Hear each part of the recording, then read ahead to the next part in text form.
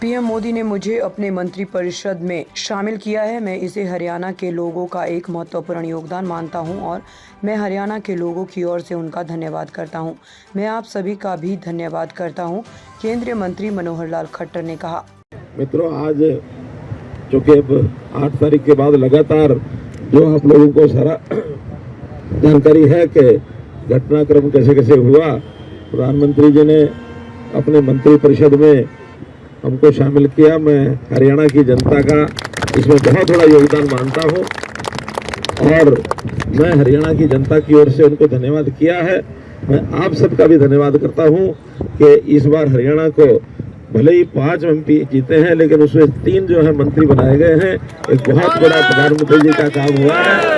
हम सब मिल करके प्रधानमंत्री जी का धन्यवाद करते हैं और मैं तो यही कहूँगा कि भले ही लोकसभा में परिणाम हमारा मिला जुला रहा, 5 हम जीत पाए, 5 नहीं जीत पाए, लेकिन अब चूंकि अगले 3 महीने बाद फिर से लोकसभा का जैसे विधानसभा का जैसे चुनाव आ रहा है, तो विधानसभा के चुनाव के समय हमने जो अभी कमी रह गई है, जहां भी रह गई है, किसी भी प्रकार से रह गई है, उसको हमने ठीक करना है।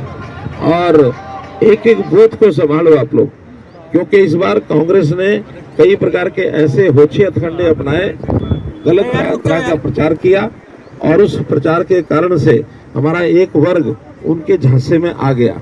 उन्होंने तरह तरह के प्रलोभन दिए और गलत वक्तव्य दे करके कि आखिर मोदी जी सरकार तो 272 बना लेगी, लेकिन 400 क्यों चाहिए, इस प्रश्न को लेकर के कि अगर 400 आ गए तो संविधान बदल देंगे, आरक्षण खत्म कर देंगे।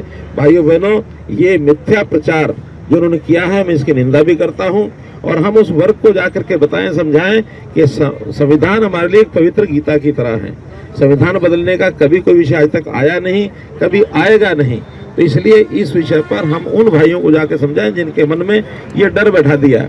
आखिर पिछली सरकारें लगातार 10 साल तक जो चली हैं, समाज के लिए, देश के लिए बहुत बड़े बड़े काम किए हैं। अब बड़े कामों की तरफ तो उनका ध्यान नहीं गया, लेकिन ये जो छोटी छोटी चीजें हैं घर कर गई हैं, इसमें हमें जाके संभालना होगा। और अब अगले 3 महीने बाद हम अपनी जो भी जहाँ जहाँ कोई कमी आई है उसको दूर करने के लिए आप लग जाएं।